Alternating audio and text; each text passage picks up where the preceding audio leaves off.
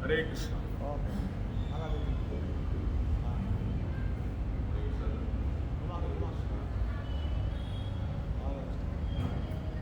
రాధే రాధే హరే కృష్ణ.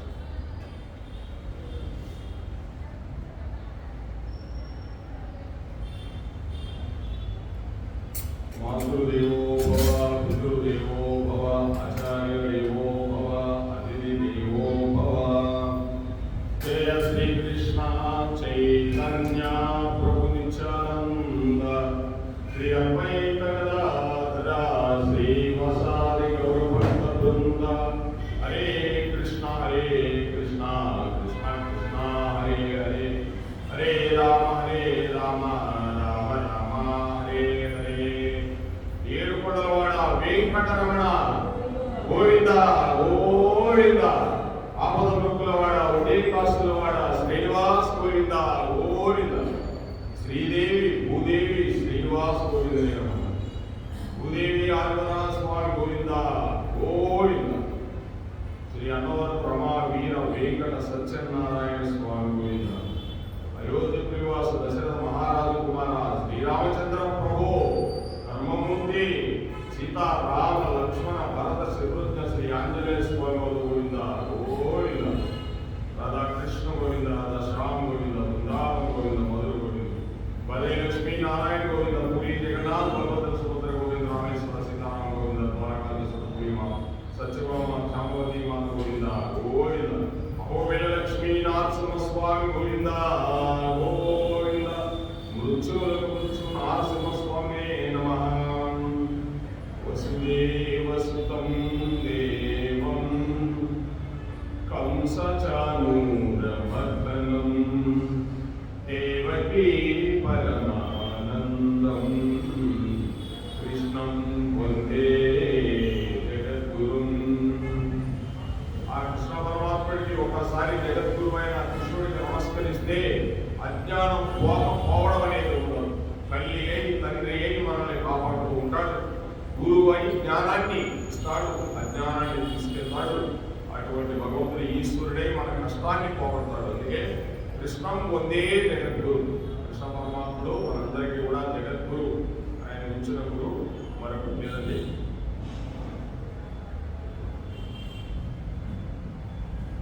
భగవద్గీతలో కృష్ణ పరమాత్ముడు శ్లోకంలో చెప్తూ ఉన్నాడు. ప్రహ్లాదచాస్మి దైత్యానాం కాలక కలయితామకం మృగాణాం చ మృగేంద్రోహం వైనతేయ చ పక్షిణాం వైనతేయ చ పక్షిణాం. రాక్షసులలో ప్రహ్లాదుడు నేనే. గణితులలో కాలం, ఈ కాలం లెక్కించేదానికి ఒక కాలాన్ని కూడా నేను, అంటే కాలాన్ని మింగేసేవాడిని, కాలాంతకుణ్ణి, కాలానికి కాల అంతకుణ్ణి. ఈ కాలాన్ని కూడా మింగేస్తాను నేను, అంటే కాలం నేనే అంటున్నాడు భగవంతుడు. మృగములలో సింహాన్ని, పక్షులలో గరుత్మంతుని నేను, అది ఇది ఏంటి అన్నీ అంటున్నాడు భగవంతుడు. యద్వద్విభూతి వకృత్వం శ్రీమదూచితమేవ తత్తదేవ న గచ్చన్త్వం మమ తేజోంస సంభవం. లోకమునందు ఐశ్వర్యయుక్తమై పరాక్రమయుక్తమై శాంతియుక్తమైన సమస్త వస్తువులు నా తేజో ధాతువులనే సంప్రాప్తి కలుగుతున్నాయి అని భగవంతుడు చెప్తూ ఉన్నాడని. అంటే ఇక్కడ భగవంతుడు అంతా నేనే అనేస్తున్నాడు కృష్ణ పరమాత్ముడు. అనేసి కావాలంటే చూసుకో అని చెప్తున్నాడు. విశ్వరూపం చూపిస్తున్నాడు. విశ్వరూప సౌందర్య ముందు చెప్తున్నాడు. ఈ లోకంలో ఐశ్వర్యయుక్త పరాక్రమయుక్తమై ఏ ఐశ్వర్యం ఉందో ఈ జగత్తులో ఉండే లక్ష్మీ సంపద అంతా నేనే. అంటే ఇక లక్ష్మి ఎవరు లేరు, ఆ లక్ష్మి కూడా నేనే. అది భగవద్గీతలో చదివితే మనకి ఎవ్వడు అనేది అర్థమైపోతుంది. అన్ని కృష్ణ పరమాత్ముడే, ఇక్కడ ఎవ్వరూ లేరు. పరాక్రమయుక్తమై ఈ ప్రపంచంలో నేను పరాక్రమాన్ని నేనేది అంటున్నాడు, ఆ పరాక్రమాన్ని కూడా నేను. శాంతియుక్తమైన సమస్త వస్తువులు నా తేజోధాతువుల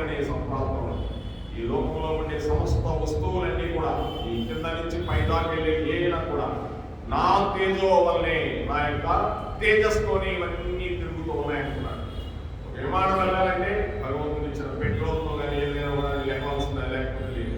ఆ తేజం అంతా భగవంతుడి నుంచి వస్తుంది అని భగవంతుడు చూపిస్తున్నానండి.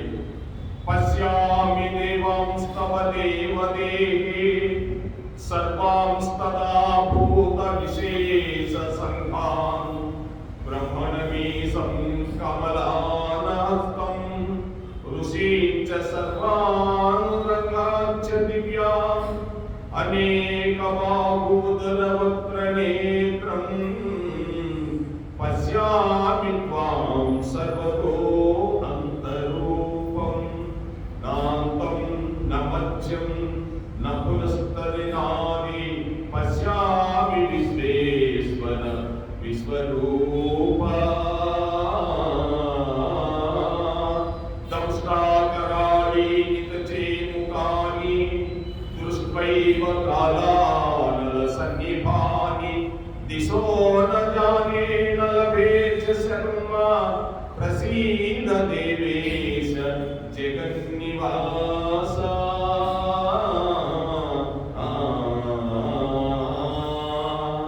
దేవా, ఎల్ల దేవతలు, ఎల్ల ప్రాణులు, బ్రహ్మాదులు, ఋషీశ్వరుడు, వాసుకి మొదలుగా ఎల్ల సర్పములు నీ యందు నాకు గోచరమవుతున్నవి. ఈశ్వరాన్ని విశ్వరూపం అనేక బాహువులతో, ఉదర్మలతో, ముఖములతో ఒప్పి ఉన్నది. ఈ ఆకారములకు ఆద్యంత మధ్యములను నేను గుర్తించదాలుకున్నాను. కృష్ణ, ఓరణచే భయంకరమైన ప్రళయాగ్నితో సమానమైన నీ ముఖములను చూచుట వలన నాకు దిక్కులు తెలియకున్నవి స్వామి. కానీ ప్రభు నా యందు దయదలిచి నాకు ప్రసన్నుడవుగా కృష్ణ అని అర్జునుడు చెప్తున్నాడంటే, ఎల్ల దేవతలు ఇంకా భూమి మీద ఉండే దుర్గా, కాళీ, భద్ర, ఈశ్వరుడు, బ్రహ్మాది దేవతలు అన్నారు. బ్రహ్మాదులు అంటే అందరూ కలిసి వస్తారండి. ఎల్ల ప్రాణులు, ఒక ప్రాణి కాదు, ఈ భూమి మీద ఏ క్రిమి కీటకాలు ఉన్నాయో ఏదైనా కావచ్చు, అవన్నీ కూడా ఋషీశ్వరుడు, వాసుకి, శేషుకి మొదలుగా గల సర్పములు నీలో చూస్తున్నాను కృష్ణ. నీ విశ్వరూపం అనేక బాహువులతో, ఒక బాహువు కాదు అనేక బాహువులు కనిపిస్తున్నాయంట. ఉదరాలు, ముఖాలు, నేత్రాలు ఒకటేంటి, ఆద్యంత మధ్యం అసలు ముందేదో ఎనకేదో పొసేదో తెలియడం లేదు. అలా గుర్తించలేకపోతున్నాను కృష్ణ. వారులచే భయంకరమైన ప్రళయాగ్నితో సమానమైన నీ ముఖాలు అంటే భయంకరమైన కోరలతో వస్తున్నాయంట. ఒక్కొక్కసారి అర్జునుడు చూడండి, చూచడం వల్ల నాకు దిక్కులు తెలియకున్నవి, నాకు అసలు ఏ దిక్కు ఏందో తెలియడం లేదు. కానీ ప్రభు నా ఎంతో దయచేసి నాకు ప్రసన్నుడు కృష్ణ అని భగవంతుడు చెప్తూ ఉన్నాడు. అర్జునుడు చెప్తూ ఉన్నాడు అంటే ఇక్కడ ఎవరు లేదు, అంతా నీ వద్ద తీసుకున్నాను. దేవతలు అందరు నీవే, ఎవరు లేరని భగవద్గీతలో చాలా క్షుణ్ణంగా చెప్పేశాడండి కృష్ణ పరమాత్ముడు. నేనే దేవాది దేవుణ్ణి అని కృష్ణుడు చెప్తూ ఉన్నాడు. ఈరోజు మనకి ఈ అక్రూరుడు బృందావనం వెళ్ళాడు. వెళ్ళిన తర్వాత చక్కగా అక్రూరుడికి పలహారాలు పెట్టారు. ఆ వెన్న, భోజనం, పెరుగు అయ్యే కదండి. పల్లెటూరు కొన్ని ఏముంటాయంటే చక్కగా నెయ్యి కావాలంటే నెయ్యి, వెన్న కావాలంటే వెన్న, ఏది కావాలంటే అది. నిజంగా మనందరం పల్లెటూరు అనుభవించడం కాబట్టి ఆ ఆహారం అది ఇప్పుడు రాదు మనకి. అటువంటి ఆహారం తినేవాళ్ళం అవన్నీ పెట్టాడు. బాగా చక్కగా పెట్టి చక్కగా ఆయన్ని ఆజ్ఞ పాదాలు చేసి ఆయనకి కాళ్ళకి చక్కగా నీళ్లు ప్రక్షోభణ చేసి ఆ నీళ్లు చదువుకున్నారు. బలరామకృష్ణుడు అక్రూరుడు యొక్క పాదాల నీళ్లు చదువుకున్నారండి. అప్పుడు అక్రూరుడు, మహానుభావ, మీకు తెలియని విషయం కాదు, కంసుడు ధనుర్యాగం అనే విషయంలో మల్ల యుద్ధాలని ఏర్పాటు చేశాడు. అంటే అక్రూరుడు చెప్పేస్తున్నాడు, మీకు తెలియని దేవుడు స్వామి కృష్ణ పరమాత్మని చిన్ని కృష్ణుడుగా చూడడం అక్రూరుడు పరమాత్ముడిగా చూస్తున్నాడు. వీళ్ళందరూ కూడా గోపికలు, వీళ్ళందరూ మా కృష్ణుడు అనుకుంటున్నారు. కానీ ఈయన అలా చూసుకోలే, పరమాత్ముడైన బిడ్డ బ్రహ్మాండాలన్నీ ముఖ్యంగా దాచుకున్న ఆ కృష్ణుడిని అడుగుతున్నాడు. మీకు తెలియని విషయం కాదు, కంసుడు ధనుర్యాగం అనే దాన్ని ఆ విషయంలో పెట్టుకొని మల్ల యుద్ధానికి ఏర్పాటు చేశాడు స్వామి. ధనుర్యాగం అనే దానితో మేనలుడు కాబట్టి మిమ్మల్ని ఆహ్వానిస్తున్నాడు. కానీ అంతరమునందు అతనికి కోరిక లేదు. మీ ఇద్దరిని చంపడం కోసమే ఈ ధనుర్యాగం అనే యుద్ధాన్ని ఏర్పాటు చేశాడు. దానికి నన్ను వినియోగించుకున్నాడు. చూడండి, ఆయన పావుగా చేసుకున్నాడు. మీ శక్తి సామర్థ్యములు నాకు తెలుసు. మీరు దీపముల వంటి వారు, మీ మీద పడిన మిడతలు కాలిపోతాయి గోవిందా. కాబట్టి ఈ రీతిగానైనా మిమ్మల్ని సేవించుకుందామని నేను వచ్చానని అక్రూరుడు చెబుతూ ఉన్నాడండి. వెంటనే కృష్ణ పరమాత్మ అక్కడ ఉన్న పెద్దలని పిలిచి ఇలా అంటున్నాడు, మీ అందరూ కూడా పాలు వెన్న మొదలైన పాండవులను సిద్ధం చేయండి. రేపటి రోజు ఉదయం నేను బలరాముడితో కలిసి అక్రూరుడితో మధురా నగరానికి వెళ్తాను. కంసమామ మమ్మల్ని యాగములకు పిలిచాడు, ధనుర్యాగములకు పెడతా ఉన్నాడు. చాలా గొప్ప భక్తి అండి అక్రూరుడి. చూడండి, ఎవరిని ఏర్పాటు చేసుకున్నాడు? అక్రూరుని ఏర్పాటు చేసుకున్నాడు కంసుడు. అది చెప్పాడు, నా తప్పేది లేదు కృష్ణ, నేను ఈ విధంగా చూద్దామని వచ్చాను, నన్ను బావుగా చేసుకున్నాడు అని చెప్తున్నాడు. ఈ వార్త బృందావనంలో బాగా తెలిసిపోయిందండి, కుంకుమనింది. కృష్ణుడితో గోపకాంతలో విపరీతమైన అనుబంధం పెంచుకున్నారండి. కృష్ణుడితో మామూలు అనుబంధం కాదు. కృష్ణుడిని చూడకపోతే ఒక్క నిమిషం కూడా గడవలేని స్థితిలో ఉన్నారు గోపకాంతులందరూ. రేపటి రోజున కృష్ణుడు మధురకి వెళ్ళిపోతున్నాడు. ఇంకా మళ్ళీ మనకి కనబడతాడా? నిజంగానే కనబడలేదండి. గోపికకి ఇంకా కనిపించలా, ఎప్పుడూ కనిపించలేదండి. ఒక్క టైంలో కనిపిస్తాడు ద్వారకానగరానికి వెళ్ళినప్పుడు. అప్పుడే కనిపిస్తాడు. పెద్దవాడికి ద్వారకానగర రాజ్యాన్ని పరిపాలించే సమయంలో ఒకసారి పిలుస్తాడు. మనం వెళ్ళి గొల్లకొంచులో మధురా నగరం కంసులు పరిపాలిస్తున్న రాజధాని. అక్కడ ఎంతంత అందమైన వాళ్ళు ఉంటారు, వాళ్ళంతా సంతోషంగా సుఖంగా గడుపుతారు. ఇంకా వెనక్కి ఎందుకు వస్తాడు కృష్ణ పరమాత్మ? కృష్ణుడు మనల్ని ఎందుకు లాగిస్తాడు అని అనుకున్నారు. ఇప్పుడు వారందరూ కోపం అక్రూరుడి మీదకి వెళ్ళిపోయింది. ఈ గోపకాంతులందరి కోపం అక్రూరుడి మీదకి వెళ్ళిపోయిందండి. ఇతని పేరు అక్రూరుడా? ఆ గోపకాంతులు అడుగుతున్నారు. ఇతని పేరు క్రూరుడు. కృష్ణుడు పుట్టినప్పటి నుంచి లీలలు అనుభవిస్తూ హాయిగా కృష్ణుడితో ఆడుకుంటూ పాడుకుంటూ కలిసి తింటూ దూడల వెనక పరిగెడుతూ బలరామకృష్ణులు పెడుతుంటే వాళ్ళతో గొప్ప బాలురందరూ పెడుతుంటే ఎంత మంది రాక్షసులు వచ్చినా మనకేమిటి, కృష్ణుడు ఉన్నాడని సంతోషంగా ఉంటే ఈ దుర్మార్గుడు వచ్చి కృష్ణుడిని మన దగ్గర నుంచి తీసుకెళ్ళిపోతున్నాడు. వీడు క్రూరుడు తప్ప అక్రూరుడు కాదు అని గోపకాంతులు అందరూ అంటున్నారండి. అని కృష్ణుని రథానికి అడ్డుపడ్డారు గోపకాంతులు అందరూ కూడా.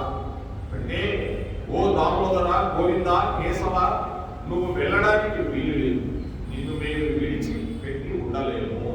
కాబట్టి నువ్వు వెళ్ళిపోతే ప్రాణములు లేని శరీరములుగా మేము పడిపోతాము కృష్ణ అని ఆ గోపకాంతులందరూ కూడా చెప్తూ ఉన్నారండి. పరమాత్మ వాళ్ళతో మాట్లాడలేదు, వాళ్ళని పక్కకి తొలగమన్నాడు. ఇది నా ఆజ్ఞ, నేను మధురకు బయలుదేరుతున్నాను అన్నాడు. పక్కకు తిరిగాడు. రథం వెళ్ళిపోతుంది. పాపం యశోదాదేవి దుఃఖానికి అంతే లేదని ప్రతి క్షణం కృష్ణుని తలుచుకోవడం తప్ప అసలు ఆమె జీవితమే లేదు. అంత ప్రేమించిన తల్లి కృష్ణుడు మధుర వెళ్ళిపోతున్నాడు. అక్కడ కంసుని వలన ఏ ప్రమాదం వస్తుందోనని ఆ యశోదమాత చాలా భయపెడుతూ ఉంది, బెంగపెట్టుకుంటుంది. దూరంగా రథం వెళ్ళిపోయి ఆ ధూళి రేగుతుండగా పతాకం కనిపించినంత సేపు ఉండి వాళ్ళు కట్టుకున్న బట్టలన్నీ కూడా కన్నీటితో తడిచిపోయాయి, ముద్దైపోయాయి. గోపకాంతులందరూ తిరిగి ఇళ్ళకి వచ్చేసారండి. అలా వెళుతుండగా ఇది ఒక మనం చిన్నగా చెప్పుకున్నాం కాదండి, మొట్టమొదట అసలు రాస్తారోపణ చేసింది గోపికలే. కృష్ణుడు పని రాస్తారోపణ అంటే అడ్డంగా పడుకోవడం. కృష్ణుడు రథానికి అడ్డంగా పడుకున్నారు, చుట్టూ పడుకున్నారు. నువ్వు ఎలా పోతావో చూస్తావు కృష్ణ, మమ్మల్ని మా మీద పుట్టించి నీ రథాన్ని తీసుకెళ్ళిపోవాలి. అలా పడుకున్నారండి వాళ్ళు. సామాన్యంగా పడుకోవాలి గోపికలు. అంటే అంత ప్రేమ పెంచుకున్నారు భగవంతుడి మీద. కృష్ణుడు వాళ్ళకి ఎంతో నచ్చ చెప్పాడు, అవి చెప్పాడు, ఈ చెప్పాడు. నేను వస్తాను అని చెప్పలేదు ఇప్పుడు కూడా కృష్ణుడు. అని వస్తానని రావాలంటే అందుకోసం మీరు పక్కకి పోగండి, నాకు వేరే పని ఉంది, నేను వెళ్ళాలి అంటున్నాడే కానీ తొలగడం. మమ్మల్ని వదిలేసి వెళ్ళిపోతావా అని రాస్తారోపణ చేశారు. చేస్తే ఆ రోజు సమయం అయిపోతుంది. కృష్ణుడు చాలా ఆజ్ఞ చేశాడు, నేను చెప్తున్నా మీరందరూ వెళ్ళిపోవాల్సిందే అన్నాడు. అందరూ లేచి వెళ్ళిపోయారు. అంటే ఆయన చాలా కఠినంగా చెప్పాడు. ఇక్కడ చాలా కార్యక్రమంతో చేయాల్సింది, చాలా చిత్రంగా ఉంటుంది భగవంతుడు లీల. అలా వెళ్తుండగా అక్రూరుడు ఒక చిత్రమైన పని చేశాడు. తన వెళ్ళిపోతూ ఉంది. యశోదామాత ఇక్కడ కృష్ణుడు వదిలేసిందండి, వెళ్ళిపోతున్నాడు. కృష్ణ పాపం నిజంగా మన దగ్గర ఆడుకొని పాడుకొని మీ మనవడు మనవరాలు మీ ఎక్కడో అమెరికాలో ఎక్కడ లేకపోతే హైదరాబాద్ మీ దగ్గర సాగితే అమ్మ నాయనమ్మ తాతయ్య వెళ్ళిపోతుందా మా మనవరాలు మనవడు 14 ఏళ్ళు సాగితేనే వీడిని వెళ్ళిపోతున్నాడే అని ఎంత బాధపడతారండి మీరు. వాళ్ళ మీద ఉంటుంది మనసు మీకు, ఇంకా ఎవ్వరి మీద ఉండదు, నీ కొడుకుల మీద కూడా ఉండదు. ఎందుకంటే ఆ ప్రేమ వాళ్ళ మీద వెళ్ళిపోద్ది. అది ఆ ప్రేమనే పెంచేసుకోవాలి. అది పెంచాము, వెళ్ళిపోయాము అంతే. ఇటువంటి ఎంతమందిని పెంచామో పూర్వజన్మంలో, ఎంతమంది మనవల్లో మనవరాలు కొడుకులో భార్యలో కోడలు ఎంతమంది ఎవరు తెలిసేది. ఈ జన్మలో వీళ్ళు నిద్రపోతే కొడుకులు లేదు, కోడలు లేదు, నేను కూడా లేదు. అంటే ఈ శరీరం కూడా మనకు తెలియదు. ఈ తత్వాన్ని మనం తెలుసుకోవాలి. ఎవరితో పెట్టుకోవాలి? కృష్ణుడితో పెట్టుకోవాలి. అప్పుడే మనకి చూడండి, నిద్రపోతే ఎవరు తెలుసుకుందా? ఎంత బాగా ఆడుకొని పక్కన కొడుకొని ఏమనుకుంటారు, ఎవ్వడికి అక్కడ సంబంధం లేదండి. అలాంటిది జీవితం కూడా, ఇది కూడా కలవాలంటేనండి. అలా అంటే కాసేపు ఏసీలో కావాలి, బయట బాగా వేడిగా ఉంది, వెళ్తా అని ఏసీ వేసుకున్నాను. వెంటనే చాలా బాగుంది, బాగా చలి ఎక్కువైపోయింది. అమ్మా ఏంటి చలి పోడుగా, చలి ఏసీ పోడుగా, ఎందుకంటే టక్కన ఆపేస్తాం, లేకపోతే కూడా అనుకుంటాం. కాస్త బాగా స్వీట్ తింటాం, తిన్న తర్వాత జలుబు చేస్తే ఏం జలుబు, స్వీట్ స్వీట్ తినాలి, జలుబు వచ్చి తినకూడదు అనుకుంటాం. మళ్ళీ 4 రోజుల తర్వాత మళ్ళీ తింటాం. అంతా ఒక ఇంద్రియ భోగం అండి. లేనిది ఉన్నట్టు, ఉన్నది లేనట్టు భగవంతుడు చూపిస్తాడని ఇందాక అర్జునుడు చెప్పాడుగా, ఎల్ల దేవతలు అన్ని నీలో ఉన్నాయి, పరాక్రమము ఐశ్వర్యము అన్ని నీలో ఉన్నాయి స్వామి కృష్ణ ప్రభు అని ఒక్కసారి భ్రాంతుడైపోయాడు. అసలు దిక్కులే కనిపించడం అన్నాడు. అంటే అంత ఆవరించిపోయాడు. ఆయన ఒక్కడే వీళ్ళు ఆ గోపికలు పట్టుకున్నారు, అన్ని పట్టుకోవాలి, ఆయన ఒక్కడే తెలిసిపోయిందో ప్రేమ. ఈ విధంగా యమునా నదుడు నాపి ఒక్కసారి స్నానం చేసి సంధ్యావందనం చేసుకుని వస్తాను కృష్ణ అన్నాడండి. అక్రూరుడు చేసుకురావాయని అన్నారు. ఆయన నీటి దగ్గరికి వెళ్ళి ప్రణవమును జపించి ఒకసారి యమునా నది ఒక్క కళ్ళు విప్పి చూశాడు. యమునా నది నీటి మీద బలరామకృష్ణుడు కనబడ్డారు. ఆశ్చర్యపోయాడు, ఇదేంటి రథం మీద నుండి దిగి నీటి మీద నిలబడ్డారు అని మళ్ళీ కనుక తిరిగి చూశారు. రథంలోనూ కనబడ్డారు. అలా కనబడడం ఈశ్వరుని యొక్క దివ్య శక్తి. అంటే ఎక్కడ చూసినా ఉంటాడు. ఇందాక మనం చదువుకున్నామండి భగవద్గీతలో, విశ్వం సందర్శనం, ఎక్కడ చూసినా నీవేవరో ప్రభు కనీసం అర్జునుడు. చూడండి భాగవతంలో కూడా అది, భక్తులకు కూడా అలాగే కనిపిస్తాడు. ఎక్కడ చూసినా భగవంతుడే కనిపిస్తాడు, మీకు వేరే ఎవరు కనిపించరు అని మళ్ళీ వెనక్కి తిరిగి చూశాడు. రథంలోనే కనబడతాడు. అలా కనబడడం ఈశ్వరుడి దివ్య శక్తి అనుకుని యమునా నది స్నానం చేద్దామని మునక వేశాడండి. మునక వేస్తే ఎవ్వరికి ఇవ్వని దర్శనమును పరమాత్మ అక్రూరునికి ఇచ్చాడు. అదిగోండి యమునా నదిలో అదిగోండి అక్రూరునికి దర్శనం, మహావిష్ణువు దర్శనం అండి. ఇది పూర్ణ ఆయన మహావిష్ణువు యొక్క దర్శనం ఇచ్చాడు. ఈ గోడానికి సంబంధించిన మహావిష్ణువు దర్శనం. అది ఇటువంటి మహావిష్ణువు కొన్ని కోట్ల మంది ఉంటారు, వాళ్ళు ఆ దర్శనం ఇచ్చాడు ఆయన. చూడండి నీళ్ళలో ఆ భోగి భోగ పర్యంక మధ్యంబుల నొప్పు పచ్చని వలవపాని వేగంపు పైనున్న మెరుగు చందంబున ఉరవన శ్రీదేవి గుప్పువాని ముసరు తేటలు విప్ప ముఖ చితస్కంబుగల తనయు ఆడడి పుట్టు దమ్మివాని కదలిన బహుపద క్రమ విశేషంబుల అవము సూపెడి ఉపనముల వాణి జలగర్భ రుద్ర సనక సనందన సద్విజామన ప్రశస్యమానం చరితుడైన వారి సౌందర్య కని అయిన వాణి ఒక్క భూషవర్గాంచే. సనక సనందనాథులు కూడా వాళ్ళకి దర్శనం కానీ నాకు దర్శనం అయ్యావా అని అడుగుతున్నాడు స్వామి అక్రూరుడు. పరమాత్మ చక్కగా పెద్ద నల్ల మొప్పు ఎలా ఉంటుందో అలా ఎర్రటి చుట్టలు చుట్టుకొని ఆదిశేషుని మీద పడుకొని ఉన్నాడు. మనం ఇప్పుడు స్వామి దర్శనం చేస్తున్నామంటే కృష్ణ పరమాత్మని. నల్లని మొప్పు ఎలా ఉంటుందో బాగా నీళ్లు తాగొస్తుంది. ఎంత అందంగా ఉంటుందంటే ఆ వాతావరణం చూసుకుంటే ఎర్రటి చుట్టలు చుట్టుకొని ఆదిశేషుని మీద కొనుక్కొని ఉన్నాడు. దర్శనం చేసుకుంటున్నాడు. యమునా నదిలో వక్షస్థలంలో మెరిసిపోతున్న లక్ష్మీదేవిని పొంది ఉన్నవాడిని. లక్ష్మీదేవిని మెరుగు చందంబునమునమున శ్రీదేవి గొప్పవాణి. నాటి నుంచి కమలము బయటకు వస్తే ఆ తామర పువ్వులో కూర్చొని అయోమయంగా అటు ఇటు చూస్తూ 4 ముఖములతో వేదములు చెబుతున్న చతుర్ముఖ బ్రహ్మను పిల్లవాడిగా అప్పుడే కనిన శ్రీమన్నారాయణుని అక్రూరుని ఆశీర్వదించడానికి చేతికి ఆయన వేసుకున్న కంకణములని గణగణగణ ధ్వని చేస్తుండగా కాళ్ళు చేతులు కలిపిన నారాయణుని దర్శనము పొందాడు. చిన్నపిల్లవాడి దర్శనం పొందాడు. అప్పుడు చూడండి ఎంత కాడి దర్శనం పొందాడు, కృష్ణ దర్శనం పొందాడు, మహావిష్ణువు దర్శనం పొందాడు. అంతేకాకుండా అక్రూరుడు యమునలో మునిగేటప్పటికీ సనక సనందనాది మహర్షులు మొదలుగా వారందరూ స్తోత్రం చేస్తుండగా క్షీరసాగరములందు ఆదిశేషుని మీద అలవోకగా పవనించిన ఆది తత్వమైన ఆదినారాయణుని దర్శనమును పొందాడు. అక్రూరుడు అటువంటి దర్శనాన్ని పొందాడండి. యమునా నదిలో ఇటువంటి దర్శనం ఎప్పుడో వందలా ఇటువంటి దర్శనం. అందుకే అక్రూర మహాభక్త గోవిందా, నారదుల మహాభక్త గోవిందా, ప్రహ్లాద భక్త గోవిందా అని చెప్తారు. అక్రూరుని కలుపుకొని వస్తారు భక్తులు. పునరీకాక్ష గోవిందా. అప్పుడు అక్రూరుడు పరమాత్మను అద్భుతమైన స్తోత్రం చేశాడు. ఇది స్తోత్రం అంటే కృష్ణ జగదాధార సమస్త బ్రహ్మాండములను నిండినవాడా. సమస్త బ్రహ్మాండాలు కూడా నిండిపోయి ఉన్నాడు. ఎక్కడ చూసినా నిండిపోయి ఉన్నాడు. అర్జునుడు చూసినా తిన్నాక ఎక్కడ చూసినా నాకు నువ్వే కనిపిస్తున్నావు. దిక్కులు కనిపించడం లేదు. ఇంకా ఏమి ఇక్కడ చెప్తున్నాడు, సత్వ రజస్త గుణములను నీ అధీనంలో ఉంచుకున్నవాడు. అంటే 3 గుణాలు కూడా నీ అధీనంలో ఉంచుకున్నావు. సాత్విక గుణము, రజోగుణము, తమో గుణము. ఈ 3 గుణాలు కూడా సృష్టి స్థితి లయములు చేసేవాడా.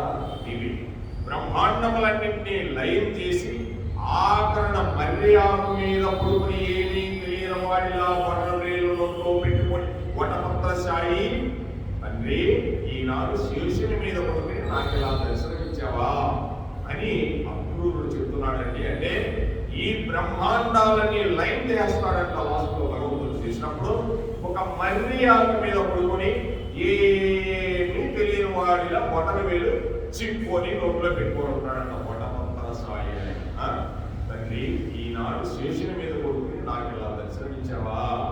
ఏ పుణ్యం చేసి నాకు ఇలా దర్శనమిచ్చావయ్యా. నేను నీకు ఏం సేవ చేశాను. కేవలం నేను ధనుర్యాగములకు తీసుకువెళ్ళడానికి నీ దగ్గరికి వచ్చాను. కృష్ణుడి దగ్గరికి వెళుతున్నానని పొంగిపోయాను. అంటే ఈ భూమికి నాకెంత ఫలితమా, నాకెంత దర్శనమా అని ఈశ్వర సౌలభ్యము ప్రార్థన చేశాడు. స్వామి అక్రూరుడికి ఆ విధంగా దర్శనమిచ్చాడని. ఇక్కడ అర్థం ఏంటంటే మనం ఎవరైనా కూడా ప్రేమతో నేను గౌడీ మఠానికి వెళ్తున్నారు కృష్ణుడు దర్శనాన్ని అంటే పొంగిపోతాడట కృష్ణుడు. ఎంత ప్రేమతో నా మీద వస్తున్నాడు. ఎంతో మంది రోడ్డు మీద వెళ్ళిపోతున్నారు, వస్తున్నారు, పోతున్నారు. వాళ్ళందరూ రావడం లేదు లోనికి. ఎందుకు అక్రూరుడికే ఎందుకు ఇచ్చాడు? కంసుడు స్వామి ఉన్నాడు కంసుడిలో. స్వామి లేకపోతే కృష్ణ పరమాత్మ లేకపోతే కంసుడు ఎక్కడ ఉన్నాడు? అదే అక్రూరుడు పంపించరా కంస అని కంసుడు పిల్లవాడేగా. కృష్ణుడు పిల్లవాడే. కంసుడు మేనమామ కాదు. కృష్ణుడే యొక్క పెట్టే కంసుడు కూడా. రాక్షసుడు అయితే కృష్ణుడు పుట్టించబడేగా. ప్రతిదీ కృష్ణ యొక్క సంతానమైనది. లోకమంతా కృష్ణ సంతానమే. వసుదైవ రూపమంతా కూడా కృష్ణ రూపము. అందుకే అక్రూరుడు పంపించు. మహాభక్తులు ఎందుకు వాళ్ళ తాతగారు అంత భక్తి చేసి మంచి మా అమ్మాయి కడుపున మంచి కుమారుడు కలగాలి, ఎన్ని తరాలు ఉన్నాయో వాళ్ళందరూ తరించిపోవాలి అని రోజు ఒక ఆవు దానం చేసేవాడు. 360 దానాలు చేసి భగవంతుడికి ఎన్ని నిందించావో నేను దానం చేశాను. అందుకోసం ఇక్కడ మన పిల్లలు కూడా ఆ కృష్ణ పరమాత్ముడు పిల్లలు ఇస్తే మనకి ఎంతమంది పుట్టారో వాళ్ళందరూ కూడా తీసుకెళ్ళిపోతారు. ఎక్కడ ఉన్నా కూడా ఆవు లోపల ఉన్నాడు. ఎప్పుడో మన తాత వాళ్ళని తీసుకెళ్ళిపోతాడండి. నిజం, ఎంత తత్వం ఇది. ఏ విధంగా దర్శనమిచ్చాడంట. మనకు కూడా ఆ భక్తి అనే దాన్ని ఉండబట్టే భగవంతుడు రోజు దర్శనమిస్తున్నాడు. మనం అటువంటి మూర్తిని తిరుపతిలోని గోవిందరాజ స్వామి ఆలయంలో దర్శనం చేస్తాం. గోవిందరాజ స్వామి ఒక పాము చుట్ట మీద తల వెనక పెద్ద స్వాల పెట్టుకొని పడుకుని ఉన్నాడు. నెల్లూరులో కూడా ఉన్నాడు. శ్రీరంగనాథ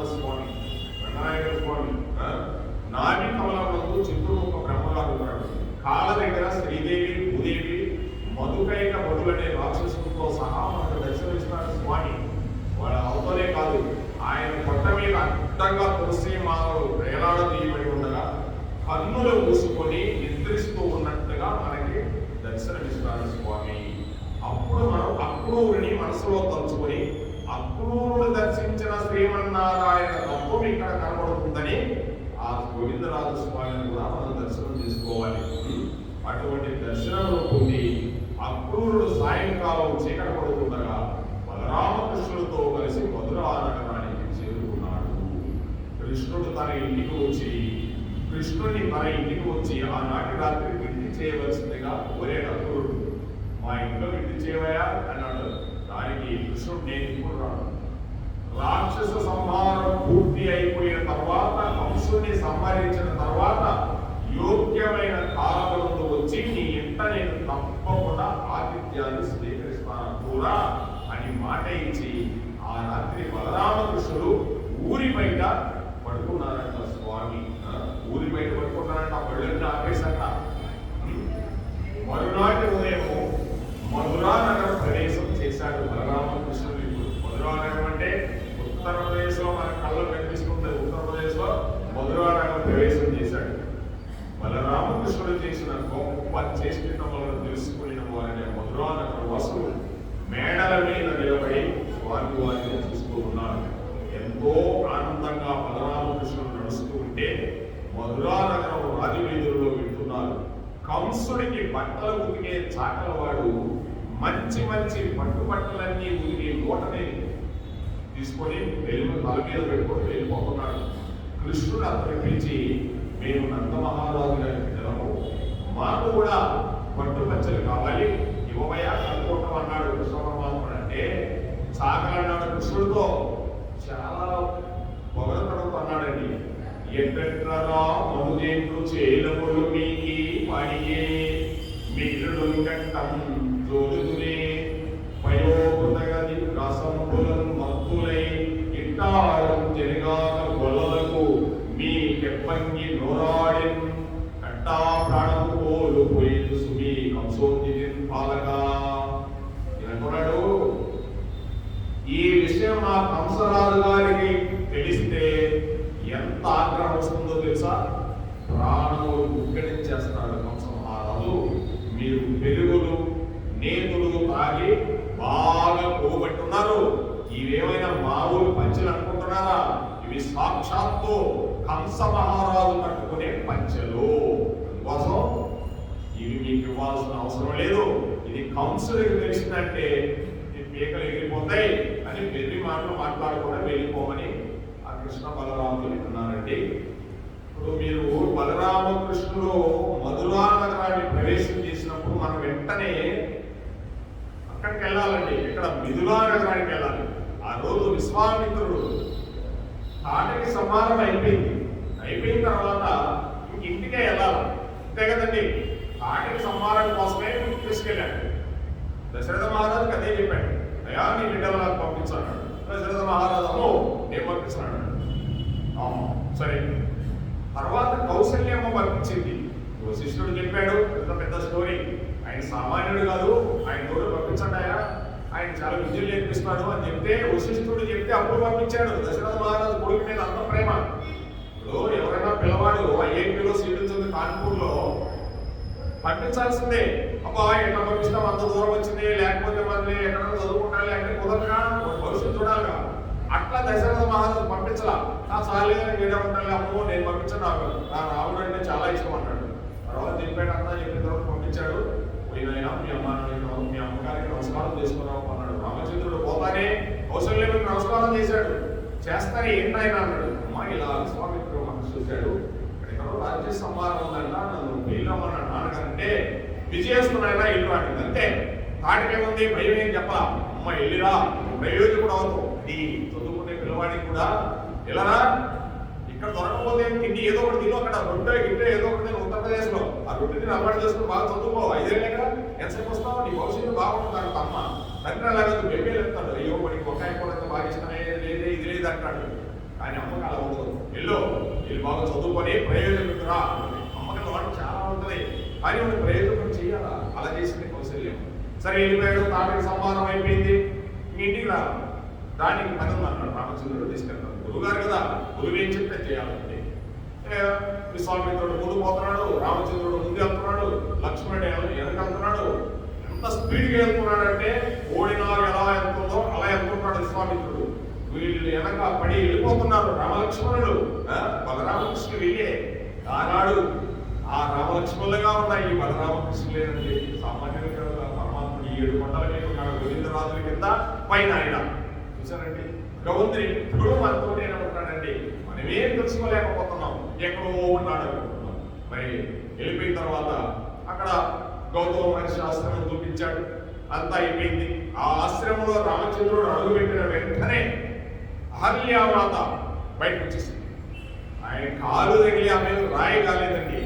ఇదన్నీ సినిమా డైలాగ్, ఇవన్నీ రాయగల. మీకు రామాయణం చదివితే వాల్మీకి రామాయణంలో ఆమె గాలిలో ఉండిపోయి ఆ భక్తి మీద భగవంతుడిని ప్రార్థిస్తూ ఉండిపోయింది. గౌతముడి శాపం వల్ల నీకు ఎవరికి కంటి కనిపివు, నీకు నిద్రాహారములు ఏమి ఉండవు, ఆ భగవంతుడిని ఎప్పుడు ప్రార్థిస్తూ ఉంటావు. ఆ నారాయణుడు శ్రీమన్నారాయణుడు ఈ ఆశ్రమంలో అడుగుపెట్టిన వెంటనే నీకు నీ మోక్షం వచ్చేస్తుంది, నీ శరీరం ప్రక్షాళనైపోయి పవిత్రాలైపోతావు. అప్పుడు వచ్చి మళ్ళీ నేను చేయబట్టుకుని తీసుకెళ్తానంటాడు. ఈ భార్య భర్తల సంబంధం అంటే వదిలేని ఆ రోజు గౌతముడు ఏం తప్పు చేసిందని శిక్ష వేసి మళ్ళీ ప్రయోజకురాలు అన్నాడు. రామచంద్రుడు అడుగు పెడతానే ఏమన్నా రాయగల తగల వెంటనే అహల్యామాత బయటకు వచ్చేసింది. అప్పటికీ కంటే నమస్కారం చేసింది రామచంద్రుడికి. నమస్కారం తండ్రి అని. రామచంద్రుడికి ఏమీ తెలియదు, ఇలా కొనుక్కున్నాడు, ఏం తెలియనంటే ఆయన అన్నీ తెలుసు నరుడు, కానీ ఏమీ తెలియనట్టున్నాడు. గురువుగారు అడుగుతున్నాడు, ఏంటి బ్రహ్మన్ అంటాడు రాముడు. అంటే బ్రహ్మం తెలిసిన వాడు అంటే భగవంతుడు తెలిసిన వాడే అని. ఏ గురువు గారు అన్నాడు, ఏ బ్రహ్మన్ అంటాడు. ఏ బ్రహ్మం తెలిసిన వాడే నువ్వు, ఏంటి బ్రహ్మన్ ఈ స్త్రీ ఏంటి అన్నాడు. నీకంత పెద్ద స్టోరీలే చెప్తారా రామాపోదరం అన్నాడు. ఎంత ఆశ్చర్యపడుతుంది రామాయణం. అది రాముడు ఈ కాలే తగల అక్కడ రాయండి. అంతా తెలివి తక్కువడే కాదు పరమాత్ముడు. ఈ కాలు తగలాల్సిన అవసరం లేదు ఒక స్త్రీని. అంటే భగవంతుడు పుట్టించిన బిడ్డను కూడా భగవంతుడు కాలుతో స్పృశించడు. అంటే భగవతత్వం అలా ఉంటుందండి. సరే వెళ్ళిపోయాడు. వెళ్ళిపోయిన తర్వాత రామలక్ష్మణుడు గురుగారు ఏం చెప్తుంది, వెళ్ళిపోతున్నారు. వెళ్ళిపోయిన తర్వాత మిథులానగరంలో కలిసిపోతూ ఉంటే పై నుంచి ఆ డాబాల మీద నుంచి కృష్ణుడు మధురానగరం ప్రవేశిస్తే వాళ్ళందరూ మిద్దెల మీద నిలబడుకొని అబ్బాయి ఏమంతకాలంగా వీళ్ళిద్దరు అంటున్నారు. ఆ విధంగా వాళ్ళందరూ ఆ యొక్క రామలక్ష్మణులను చూసి అసలు ఏమంతకాలంగా వీళ్ళు ఒకటి నుంచి ఒకటి ఉన్నారు అని ఆశ్చర్యపోయారంట. ఈ రోజు కూడా మనం ఆ మధురానగరంలో ఆ బలరామకృష్ణులే అలా బయలుదేరుతూ ఉన్నారండి. రామాయణం ఏదుందో ఇక్కడ భాగవతం కూడా వీళ్ళిద్దరు అలాగే చేస్తూ ఉంటారండి. అదే భగవతత్వం. ఆనందం అంతా భగవంతుడిలో ఉందండి మనకి. సరే ఈ విధంగా అయిపోయిన తర్వాత ఆ యొక్క గోపి చాకలైన గుడ్డలు ఎవరన్నాడు, మీకు బాగా వెన్న ఇన్ని తాగి బాగా పోబట్టుంది మీకు, కంస మహారాజు గుడ్డలు అడుగుతారా, మీకు తోలు తీసేస్తాడు మా కంస మహారాజుకి అన్నాడు. సరే వారి మాటలు విని కృష్ణ బలరాముడు వంక చూశాడు. ఎవరు?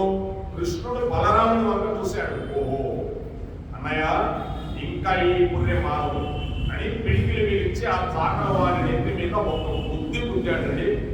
అతని తల బద్దలై చనిపోయాడు. దీనికి అర్థమైంది, కృష్ణుడు రతికుడిని ఎందుకు చంపాడో మనం తెలుసుకోవాలి. అంత ఈజీగా చంపాడు కదండి భగవంతుడు. ఆయన చేతుల్లో చనిపోతే వారికి మోక్షమే. చాకల వారి పుర్రి ఇప్పటి పుర్రి కాదు. బలరాముడు ఏమన్నాడు ఇక్కడ, అన్నయ్య ఈ పుర్రె మారదు అన్నయ్య అన్నాడు. ఈ పుర్రె ఎప్పుడు చెప్తున్నాడు, ఈ పుర్రె ఇప్పటిది కాదు, ఈ త్రేతాయుగనాటి పుర్రె. ఈ త్రేతాయుగనాటి పుర్రె అంటే అప్పుడు సీతాదేవి మీద నింద వేశాడు. ఆ పుర్రె సీతా పరిత్యాగములకు కారణమైన ఈ పుర్రె. ఈ పుర్రె ఎప్పటికైనా మారుతుందేమని ఈశ్వరుడు అవకాశం ఇస్తూనే ఉన్నాడంట. ఎప్పుడు త్రేతాయుగము, ఎప్పుడు భగవంతుడి అవతారము, ఇంకా పుడుతూనే ఉన్నాడంట. సాకాయన పుడుతూ ఉంటే ఈ జన్మలోనైనా ఒక మంచి మాట మాట్లాడతాడేమో అనుగ్రహిద్దామని చూశాడు భగవంతుడు. అంటే మన నోటి గుండా వచ్చే మాట అటువంటి మంచి మాటలు రావాలని కృష్ణ పరమాత్ముడు చెప్తూ ఉన్నాడు. ఒక్కొక్కడు అవకాశం వచ్చిన అహంకారంతో నాశనం అయిపోతాడు. ఎక్కడ ఎలా మాట్లాడాలో తెలియక నోటి మాట వలన చెడిపోతూ ఉన్నాడు. పొగరగా మాట్లాడాడు, చచ్చి ఊరుకున్నాడు. ఈశ్వరుని క్షమాగుణంలో మనిషి టెంపరితనమును ఈ రజుకుని మరణం మనకు ఆవిష్కరిస్తుంది. బట్టలు ఉతకగలిగిన వాడు కానీ తన మనస్సును ఉతుక్కోలేకపోయాడు. బట్టలు మురికి తీశాడు కానీ తన మనసులో ఉన్న మురికి తీసుకోలేకపోయాడు. ఇన్ని జన్మలు వచ్చిన అందుకోసం ఇక్కడ భగవంతుడు చెప్తున్నాడు, ఒక్కొక్క మనిషి ఎంత టెంపర్ లో ఉంటాడో ఆ టెంపర్ తన వల్ల అతను మొత్తం కోల్పోతాడని ఆ భగవంతుడు చెప్తూ ఉన్నాడు. అంటే ఇక్కడ ఈ యొక్క సాగరని ఎందుకు తీసుకున్నాడంటే, ఆనాటి పురి కూడా ఇప్పుడు మారలేదురా, మీరు కూడా ఎన్ని జన్మల్ని చూస్తున్నారో మారండి రా అని కృష్ణ పరమాత్ముడు నన్ను హెచ్చరిస్తున్నాడు. ఇంకా ఎందుకురా ఈ జన్మలు నీకు, నా మీద మనసు పెట్టరా నాయన అని చెప్తాం. అది అందుకోసం. కానీ ఆ చాకలవాడు కృష్ణుడు చూశాడంటే, ఆ చాకలవాడు రాముడు చూశాడంటే వాడెంత అదృష్టవంతుడండి. ఒకసారి ఆలోచన చేసుకుంటే భగవంతుడి దగ్గర పొందాడంటే సామాన్యుడు కాదు. అందుకోసం మనకు చెప్తున్నాడు, రెప్పతనం మానేసి మంచి మాటలు మాట్లాడుతున్నా. ఒక్కొక్క మాట మాట్లాడేటప్పుడు చాలా జాగ్రత్తగా పెద్దలతో వ్యవహరించమని చెప్పడమే. పెద్దలంటే ఎవరో కాదు, మన ఇంట్లో అమ్మా నాన్నతో చాలా జాగ్రత్తగా వ్యవహారం చేయాలంటే. ఎక్కడో బయట సంగతి దేవుడు మనకి పెద్దలు. ఇంట్లో అమ్మా నాన్న ఉన్నారు కదా, అమ్మా నాన్నని గౌరవిస్తే అంతకంటే ఆనందం ప్రపంచంలో లేదు. తర్వాత బయట ఒక సంగతి దేవుడు. ముందు అమ్మా నాన్నని గౌరవించబడి నేను బయట వాళ్ళని గౌరవిస్తాను. అది కృష్ణుడు చెప్పేది. అది దాటి వెళ్ళారండి. అది అంటే చాకవాడిని దాటి వెళ్ళిపోయారు. మరో చోట వృద్ధుడైన సాలివాడు ఒక పంచెలు నేస్తూ ఉన్నాడండి. చూడండి అక్కడికి ఇక్కడికి ఎంత డిఫరెన్స్ చూపిస్తాడో. నేస్తూ ఉంటే ఆయన బలరామకృష్ణులు ఎదురుగా వచ్చి తీసుకువెళ్ళి, ఇవి నేను కంసుడి కోసం నేస్తున్న మెత్తటి పంచెలు మహానుభావ, మీరు ఈ పంచి కట్టుకుని కనబడితే ఎంతో బాగుంటారని ఆ బలరామకృష్ణులు చెప్పారు. కాబట్టి ఈ పంచి కట్టుకోవాల్సింది అన్నాడు. కృష్ణ పరమాత్మ ఈ పంచి కట్టుకుని సాలివారికి ఇహమునందున్న సమస్త ఐశ్వర్యముల నుంచి అంత్యమునందు అతనికి సారూప్యమిచ్చి తన దగ్గర కూర్చోబెట్టుకోగలిగిన ఐశ్వర్యమును కటాక్షించాడట కృష్ణ పరమాత్మ. ఈ విధంగా సాలివాడు ఈ స్థితిని పొందాడు, చాకలవాడు ఆ స్థితిని పొందాడు. ఎవరు ఏ స్థితిని పొందాలో నేను అర్థం చేసుకోవాలి. ఎందుకంటే ఒకరి మీద చెప్తాను కాదండి. ఇప్పుడు ఇది చదివానంటే నాకు ఎప్పుడో ఇంటుంటాయి అన్నీ, నేను రోజు వింటా. కానీ ఒక్కొక్క లెసన్ ఒక్కొక్క రోజు విను. ఈరోజు చాకలవాడు ఎలా ఉన్నాడు, ఈ యొక్క సాలివాడు ఎలా ఉన్నాడు, నేను కూడా సాలివాడు లాగా ఉన్నాను. ఎక్కడ ఒక్కొక్కసారి టెంపర్తనంలో పడి నిద్రపోతుంటే మనకెందుకు వాడాడు సెల్ ఫోన్లో మాట్లాడుకుంటుంటే వాడితో మనకెందుకు వాడి రోజు చెప్పాడు పోయిన తర్వాత వాదం ఏమైనా సెల్ ఫోన్ మాట్లాడుతూ బాగుంది ఓటు అంటే చాలా రకాలుగా ఉంటాయండి. మనకు కూడా సామాన్యం లేదు కాదు. అందుకోసం ఇటువంటి మనం చదువుతూ ఉంటే ఇంటూ ఉంటే ఈ వయసులో అయినా జాగ్రత్తగా ఉంటాం. ఇంటికి వెళ్ళామనుకో ఊరికే టెంపర్తనంగా మాట్లాడుతున్నాం అనుకో, ఆ ముసలమ్మతోనో ఆవిడతోనే వస్తానన్నా ఎందుకు మాట్లాడాలా, ఇంకా విన్నాను కదా కృష్ణపరమాత్మ చెప్పింది, నాకు ఎందుకు గొడవ, పచ్చడి ఉప్పు లేదా అంటే బాగా ఉంది, బ్రహ్మాండంగా చేసినా అంతే. తర్వాత తినేటప్పుడు అర్థం అవుతుంది, ఉప్పు లేకుండా నా పచ్చడి బాగా ఉప్పు లేదు, ఎవడే ఉప్పు లేదు కదా మరి ఎలా తినా ఉంటుంది. లేకపోతే పర్లేదులే, ఎవరు ఉప్పు లేకపోతే ఎలా అనుకో ఆవిడ టెంపర్తనం మానేస్తుంది. రేపు చెప్పు జాగ్రత్తగా మొత్తం లేదు. మనం ఆయన ఏదైనా చేస్తున్నాడు, ఉప్పు లేకపోతే తింటున్నాడు, సప్పకుండా తింటున్నాడు, తిన్నా కూడా వెళ్ళిపోతున్నాడు. ఆయన భాగవతం వింటున్నాడు కదా, కృష్ణలోకానికి వెళ్తున్నాడు, మనమే ఏడా వెళ్ళిపోతున్నాం. అందుకోసం మనం కూడా కృష్ణలోకానికి వెళ్తాం అనే తత్వాన్ని తీసుకువస్తున్నాడు కృష్ణుడు మనల్ని. అంతేనండి. కృష్ణ పరమాత్ముడి కథగా వింటే కథగానే చాకలను చంపేశాడు, సారాడు కొడలించాడు అంటే కథగా మన కథగా చూడమంటున్నాడు భగవంతుడు. అంటే నాకు ప్రేమతో నీకు ఇస్తే తీసుకుంటా, నువ్వు ప్రేమతో ఇస్తే చాలు, నా దగ్గర నువ్వేమి ఇవ్వదు, ఇక్కడికి వచ్చి అలా కనిపించి చాలు, నాకు నేను ఎంత ఆనందిస్తానని నాకు కోసం వచ్చావా, నీవు ఎంత ఆనందపడిపోతాడో కృష్ణ పరమాత్ముడు. ఇదే కృష్ణుడు చేసే పని అంతా. అందుకే రాధాకృష్ణుల ప్రేమ అంటే అదేనండి. రాధాకృష్ణుల ప్రేమ అంటే ఆ ప్రేమే కోరుకుంటున్నాడు కృష్ణ పరమాత్ముడు. అంతే కదండి. తల్లిదండ్రులు ఏం కోరుకుంటారండి? ఏమీ కోరుకోరండి మన నుంచి, ఏమీ అసలు అడగరండి. ఏం సంపాదించావా అది కూడా అడగరండి. అయినా బాగున్నావా, ఆరోగ్యంగా ఉన్నావా, నువ్వు అందంగా ఉంటే మాకు అదే ఆనందం. అమ్మా నీ ఆరోగ్యం బాగలేదు పర్లేదు నాయన, మీరు బాగుంటే చాలు, నీవు నీ భార్య నీ పిల్లలు బాగుంటే చాలు, మేము ఎక్కడంటే మీకు వసతి ఏమి తల్లిదండ్రులండి. జగత్తులో ఎన్నిసార్లు ఇద్దామో జన్మలు ఎక్కువ, ఎంతమంది తల్లిదండ్రులు వాళ్ళకి నమస్కారాలు. ఈ ఒక్క తల్లిదండ్రులు ఈ జన్మకి పూర్వ జన్మలో ఎంతమంది తల్లిదండ్రులు ఎవరికి తెలుసు. గుర్రాలేమో నా తల్లి ఏమో నాకే తెలుసు, మేకేమో. అందుకే తులసీదాసు ఒక చిన్న కథ మీకు ఎన్నోసార్లు చెప్పుకుంటా. తులసీదాసు రోజు జమీందారింటికి వెళ్ళి ఒక రామాయణం చెప్తానండి. తులసీదాసు నగరం పక్కనే, అదే మన బృందావనం దగ్గర ఎక్కడో మొదలులోనే ఎక్కడో అయోధ్యలో రోజు రామాయణం చెప్తారా అని జమీందారు గారు కదా ఆయన. సరే వచ్చిన తర్వాత రేపు ఎదుర్కొని తులసిదాస్ గారు ఈ రోజు వేరే పని ఉంటారు. సంవత్సరం రోజులు వెళ్ళారండి తులసిదాస్ గారు. ఆయన తెలిసి నేను చెప్పించుకోలేదు, నేను బాగా తెలుసు. సంవత్సరం రోజులు వెళ్తే ఈ రోజు ఆ పని, ఈ రోజు ఆ పని, మా మనలో తడుతున్నాడు. ఇంకో సంవత్సరం తర్వాత రమ్మన్నాడు, సంవత్సరం తర్వాత రామన్నాడు. మళ్ళీ సంవత్సరం తర్వాత పోతే వాళ్ళ ఆవిడ తెల్లబొట్టు కొట్టుకుని కూడా వెళ్ళచ్చు. అమ్మ నమస్కారం అమ్మ అన్నాడు. పెద్ద ఆయన ఉన్నాడు అన్నాడు. గుడ్డ తీసుకెళ్ళాడు పెద్ద ఆయన. అంటే వెళ్ళిపోయాడు ఆయన. రామాయణం చెప్పేదానికి సంవత్సరం తర్వాత రమ్మన్నాడు. ఆ బాబు వచ్చాడు. ఎక్కడున్నాడు అమ్మ అని వెళ్ళిపోయింది కదా, ఏం చేస్తావు రామాయణం ఏం చెప్పామని. సరేనమ్మా అని చెప్పి రామ్మ అని చెప్పి వాడు భార్య వాడు బిడ్డలు తీసుకుపోయాడు. గుర్రంశాలలోకి వెళ్ళాడు. గుర్రంశాలలోకి వెళ్తే ఆడ గుర్రం పడుకొని ఈయన ఉంటున్నాడు. జమీందారు కాదు, మచ్చలు మచ్చలుగా తెల్ల మచ్చలు ఎన్ని పెట్టుకొని పుట్టాడు. పోయి ఏమయ్యా రామాయణం చెప్తానంటే ఏం లేదు కదా, ఇప్పుడు గుర్రంశాలలో గుర్రపు నీ గుర్రానికే పుట్టావా, నువ్వు ప్రేమించే గుర్రానికి, నువ్వు ఏదైతే ప్రేమించావో దానికే పుట్టావు. ఏంటి భగవంతుడు చెప్పేది? ఏదైతే నీ మనసులో ఉంటుందో చివరి వయసులో అదే జన్మిస్తాను నేను అంటే నేను నువ్వే తీసుకుంటావు జన్మ. ఆ జమీందారి గారికి ఆ ఆడగుర్రం మీద ప్రేమ, ఆడగుర్రం మీద ప్రేమలో ఆ గుర్రంలో పోయి తోపడ్డాడు. ఎవరైనా రామాయణం చెప్పేది విన్నావా అన్నాడు. ఏమంటాడు? ఇంకా గుర్రం కూడా కూర్చోన్నాడు. అలా ఉంటుందండి. అందుకోసం ఈ మానవ జన్మ వచ్చినప్పుడు ఎప్పటికప్పుడే రేపు అనేది లేదండి. ఈ పూట ఏంటనే కృష్ణ లీల. ఈ పూట అయినామనుకో ఏమో కృష్ణుడు చేసి మోక్షం చేస్తే వెళ్ళిపోవచ్చు, టక్కన వెళ్ళిపోవచ్చు అంతే. ఎప్పటికప్పుడే కృష్ణతత్వం, అంతేగాని రేపు ఎంతో అనేది దానికి లేదు. ఆ విధంగా మహానుభావుడు నిజంగా జరిగింది. తులసిదాస్ గారు కాబట్టి ఆయన దివ్య దృష్టి కాబట్టి వాళ్ళ ఆవిడ చూపించాడు. ఈయనమ్మా మీ ఆయన. ఆమె ఏమంటుంది? మీ ఆయన రామని చెప్పి ఏమన్నా బెడ్రూమ్లో వండేసుకుంటుందా? కాదు, గుర్రం గుర్రమే అంతే. ఆయన మా ఆయన కాదు నాకు తెలియదయా, గుర్రం చాలా చెప్పాడు. నీ పాటికి మీరు మన పాటికి నేర్చుకోవాలి అంతే. ఇక అయిపోయింది జీవితం, కథం. ఆయనేమో ఆడేవాడు, ఇవేమో బ్రహ్మాండంగా ఈ బెడ్రూమ్లో కొనుక్కొని ఈ మారిగా ఉంది. ఆయన గుర్రం చాలా పేడలో కొనుక్కుంటున్నాడు. అలా ఉంటుంది. రామాయణం చెప్పి ఇంద్రా బాబు అంటే రేపు అన్నాడు. తరువాత సందులో సుధాముడనే మాలాకారుడు ఉన్నాడంట. కృష్ణ పరమాత్మ ఎన్ని లేరు చూస్తున్నాడు చూడండి. మాలాకారుడు మాలవల్లే ఆయన దగ్గరికి వెళ్ళాడు.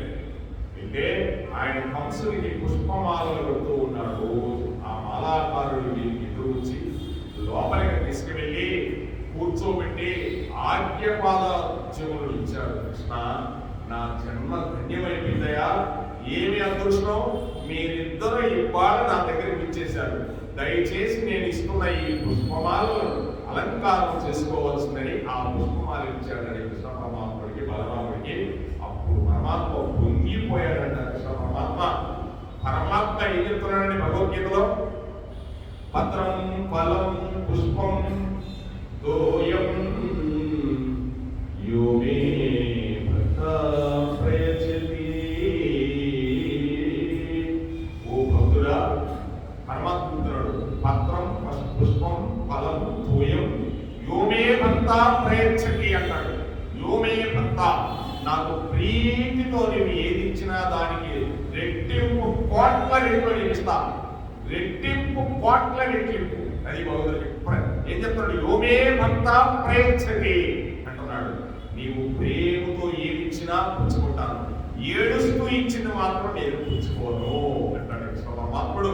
కాబట్టి పూలదండలు ఇచ్చి సత్కరించిన మాలాకారుడు చూసి ఈయన వరం ఇవ్వలేదు, కృష్ణుడు ఇవ్వలేదంట. నీకు ఏం కావాలో ఇచ్చేస్తానన్నాడు. ఆనాడు మాలాకారుడు మనందరం పూజలో చెప్పవలసిన దానిని అడిగాడంట ఆయన. సుధాముడు పేరు కూడా ఆయన వచ్చాడు. బలరామకృష్ణుని ఎంట్రన్స్ అయిన తర్వాత మూడు ఆయన, చాకలాయన, తర్వాత వస్త్రాలు ఇచ్చిన ఆయన, ఇప్పుడు మాలనిచ్చిన ఆయన వచ్చాడు. ఆయన చెప్తున్నాడు, నీ పాద కమల సేవయు నీ పాదార్చుకులతోడి నెయ్యమును నితాంతాపార భూతదయమును తాపసమందార నాకు దయసేయగదే. కేవలము బ్రతికేయడం కాదు తండ్రి, ప్రతి క్షణం నీ పాద కమలములు సేవ చేసుకోగలగాలి అని ఆ మాలాకారుడు అంటున్నాడండి. ఎవరెవరు నీ పాదములు పట్టి పూజ చేసే మహాభక్తులు ఉన్నారో వాళ్ళతో నాకు స్నేహం కావాలి తండ్రి అని అడుగుతున్నాడండి. ఏ పదార్థమును చూసినా అది ఈశ్వరుడే అని నేను భావించి ప్రేమించగలగాలి. ఇదే బుద్ధి దేవుడికి. కృష్ణ నాకు ఎక్కడ చూసినా నీవు కనిపించడం లేదు కృష్ణ, నువ్వు నాకు కనిపించడం లేదు. పాండవులు నా వాళ్ళు అనుకుంటున్నాను, పాపం దుర్యోధనుడు అందరూ చనిపోయారు, వాళ్ళు నా వాళ్ళు కాదనుకుని ఇప్పుడు కూడా చనిపోయిన వాళ్ళు నా వాళ్ళు కాదనుకుంటున్నాను, అందరిలో నువ్వు కనిపించాలి కృష్ణ అన్నాడు. కృష్ణుడు రథస్వామి ఆ గుర్రాలు కళ్యాణం పడిపోతున్నాడు, దారుడు నడపడంలా ఇప్పుడు దారుడు కూర్చోమన్నాడు. ఆయన ఒక కాలు కింద పెట్టి ఒక కాలు పై పెట్టి కృష్ణ పరమాత్ముడు చూస్తుంటే అద్భుతమైన రూపాన్ని చూస్తుంటే అప్పసాయి ఇలా చూశాడు.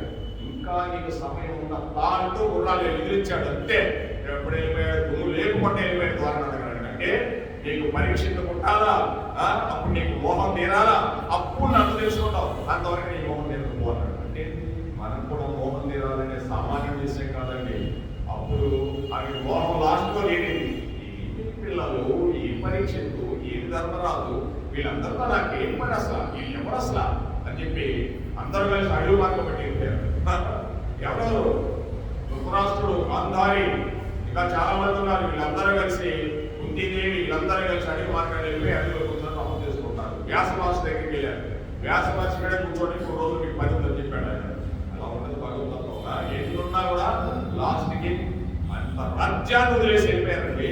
ఇది కొడుకులతో నాకు పాడలు ఉంది, మనవలు దేవుడు అవసరం లేదు నాకు అని వైరాగ్యం, అలా వైరాగ్యం తెప్పిస్తారు భగవంతుడు. అంత వైరాగ్యం ఒకప్పుడు చూసిన ఆ విశాలమైన సామ్రాజ్యాన్ని చూసింది.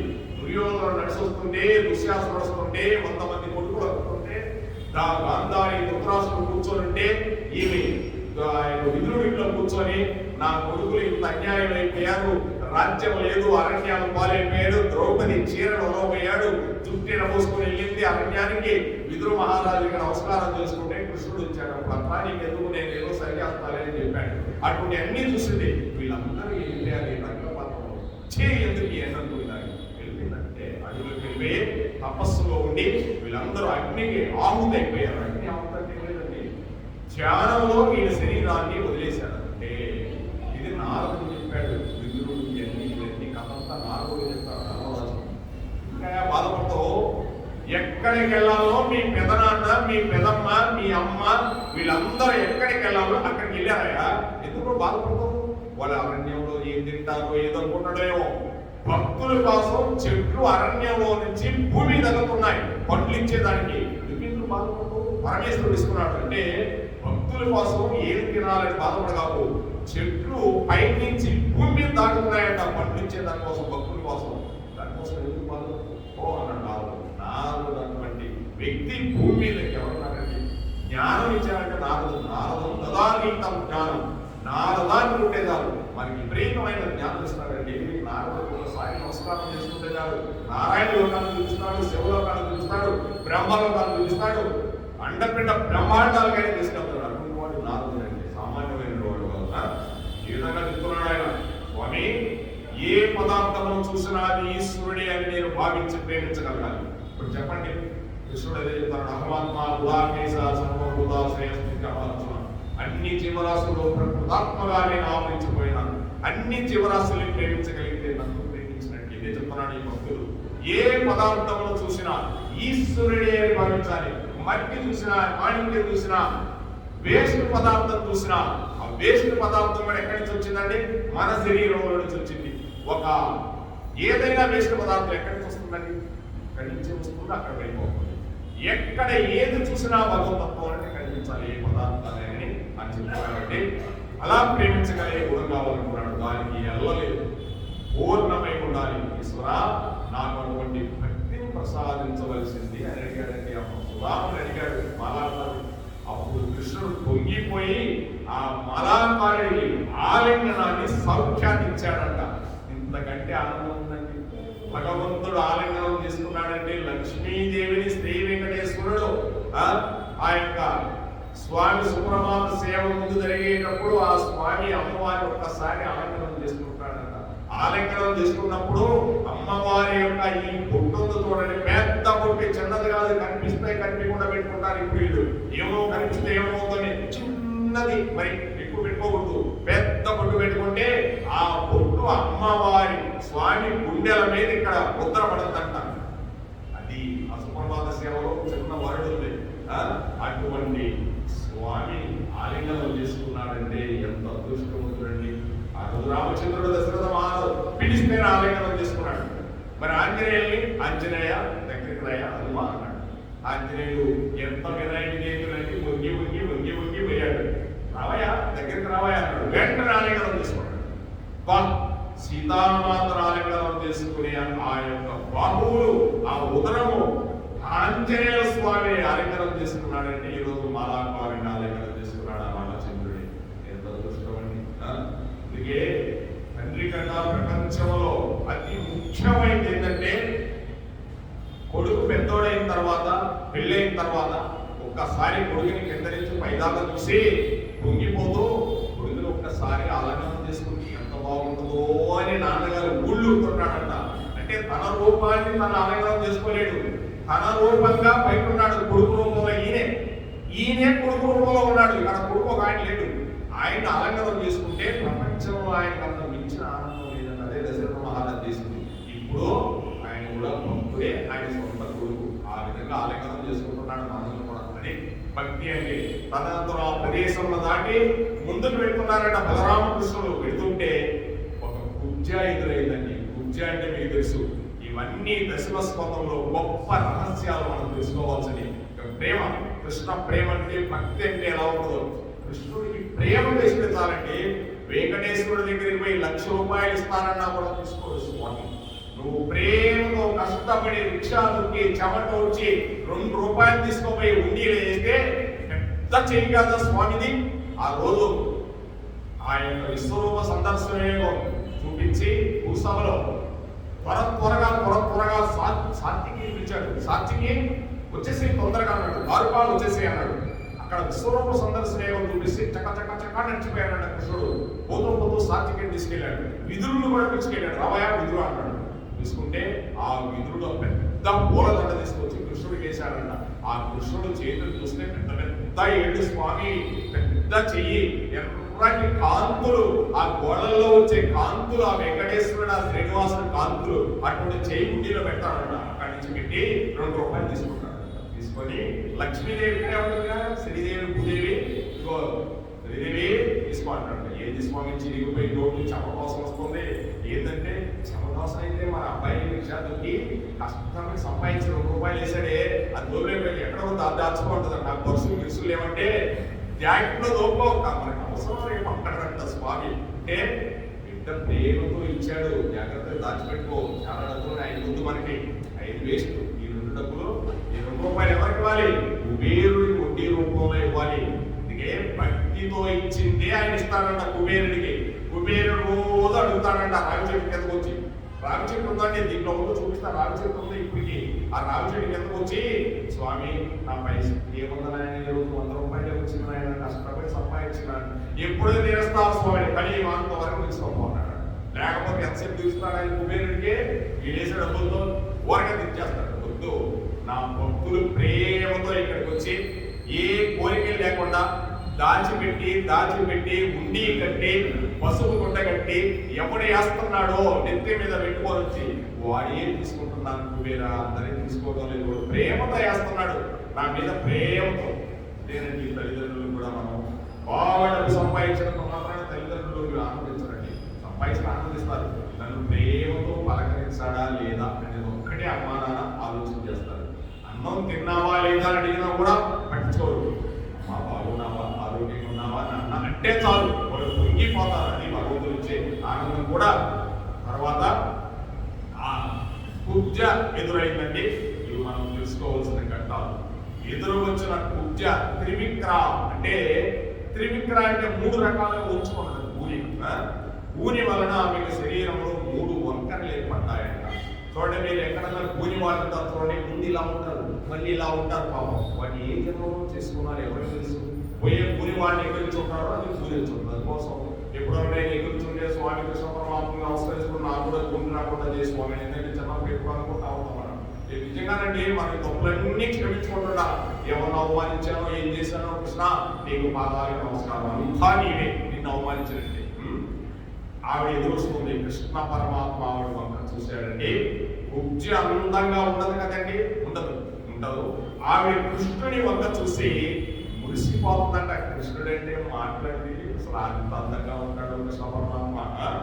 చక్కని వాడ ఎవ్వడు నీవు సరసంబుల వంపకు మెల్లవారికి చక్కదనంబులెక్కడివి నీకు చారు శరీర త్రివిక్రయన్రుని నిక్కము కంసుదాసిని విని నిర్మల లేపన వించెదాన అన్మిక్కిలి రాదు మెచ్చుదగ మీరు విలేపనములు ధరింపనే. ఇది చెప్తుంది, ఓహో చక్కని వాడివి, ఎంత అందంగా ఉన్నవాడే నువ్వు, భలే అందంగా ఉన్నావి, అసలు చూస్తుంటే భలే ఉన్నావి, నేను చక్కగా చందనము అన్ని నువ్వుకోపోయి ఆ యొక్క కంసరాజుకి ఇస్తున్నాను, అది ఇచ్చేది ఏదో కంసరాజుకి కూడా నీకు ఇస్తాను, నువ్వు ఒళ్ళంతా పుసుకు ఎంత అందంగా ఉన్నావు. కృష్ణుడు చూస్తానే చూడండి, అయ్యా నన్ను పూజ అని అంటారు. ఊళ్ళో వాళ్ళందరూ త్రివిక్ర అని పిలుస్తారు, అంటే 3 వంకరలు ఉంటాను నేను. నీవు చూస్తే చాలా అందంగా ఉన్నావు స్వామి, నీకు దృష్టి తీతలాన్ని ఎదురుకుండా నేను నిలబడ్డాను. అంటే నీకు దృష్టి తగ్గుతుందేమో, నేను వంకరగా నిలబడ్డాను. ఏమనుకోదు స్వామి, అందుకే కదండి ఎవరన్నా ఊరికి పోయేటప్పుడు అంటే ఒక రకంగా చెప్పాలంటే నోడుతో అనుకోదండి, ఆమె భర్త చనిపోయారని ఆమె ఎదురు వస్తుంది, మనకు బాగుంది అంటారు. ఏంటండి బాగుంది ఏంటండి, ఎవరు చెప్పారండి, ఎవరికి కృష్ణుడు ఏమైనా చెప్పాడా, చెప్పాలా. అందుకే భగవద్గీత చదివితే ఎన్ని తీసాడు పడేస్తాం, ఎందుకంటే భగవద్గీత అటువంటిది మనమేగా అది చెప్తుంది ఉద్యోగం కోసం. నేను నీ ఎదురుగా నిలబడ్డానయ్యా, నువ్వు వెళ్తుంటే నేను గంధపు చెక్కల మీద గంధం తీసుకుంటాను, పరిమళ ద్రవ్యములు సిద్ధం చేస్తాను, వాటిని కంస మహారాజుకి పట్టుకు వెళ్తాను, ఆయన వాటిని తన ఒంటికి రాసుకుంటాడు. అసలు అందం అంటే ఏంటో ఇవాళ నీళ్ళు వచ్చేసానయ్యా, నీవు ఈ గంధం రాసుకుంటే ఈ గంధములకు అందం వస్తుంది, గంధానికి అందం వస్తుందంట. గంధం అందమైతే గంధానికి అందం వస్తుందంట. చూడు ఎంత బాగా చెప్తుందో, ఈశ్వర కొద్దిగా ఈ గంధం రాసుకుంటావా, అందరికీ అందం ఎక్కడ ఉంటుందయ్యా, కొనిలే ఇంత అందగాడివి, నేను తెచ్చిన గంధం నువ్వు రాసుకో, ఆనందిస్తానంటుంది పూజ. పరమాత్మ చూశాడు, ఈశ్వరుడికి అన్నిటికన్నా గొప్ప సేవ ఏంటంటే చందన సేవ. అందుకే కదండి మేఘల్లో మనకి చందన సేవ చేస్తారు. ఇక్కడ ముని మహారాజు కూర్చొని పెడతారు, అది పెడతారు, అవి పెడతారు, రాళ్ళు రప్పలు అన్ని తెచ్చి పెడతారు, చెక్కలు మిక్కలు అందరిని అడుగుతుంటాడు. పాప ఆయన ఎవరైనా చెక్కిస్తారో గంధం చెక్కని వేసి ఎంతమంది వస్తారో తెలిసి ఇక్కడికి ఒకరికి 5 గంటలకే వస్తారు, ఆ కూర్చొని 5 గంటలకే వస్తుంది, ఎవరెవరు ఉద్దేశి మా పని వెళ్ళిపోద్ది. ఇంకా 7 గంటలకు వస్తారు, వరుసగా నిలబడి ఉంటారు. ఎవరికి ఈ వృద్ధిందే రూపంలో అలా వస్తుంది, ఎవ్వరికి ఇది బండ. అంటే ఈ చందన సేవ అటువంటిది, వాళ్ళ ప్రేమ అటువంటి. మనం ఏం చేస్తాం, నిలబడి ఉంటారు, చాలా మంది వెనక్కి వెళ్ళిపోతుంటారు. చందన సేవ గొప్పదండి. అందుకే త్యాగరాజు వాడు గంధము పూయరుగా అని కేవలం చేశాడండి. కర్ర కప్ప కలిపి పూజ చేసిన గంధంలో తీసుకొచ్చి పూజ చేయకూడదండి, అది పరమ ప్రమాదకరం. సానబెట్టుకుని గంధపు చెక్కతో ఇంట్లో గంధమును తీసి పరమాత్మను అలవాలి.